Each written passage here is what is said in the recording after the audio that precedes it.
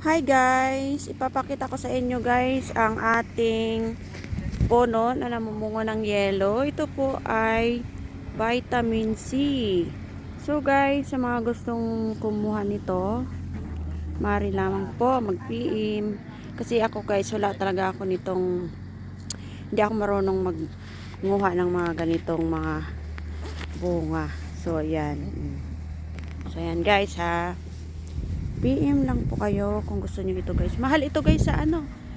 Mahal yan sa sa shop. Lot of vitamin C guys, oh.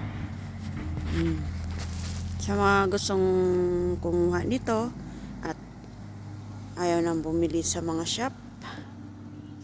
Ayan. Kuha lang po kayo. Dami, oh.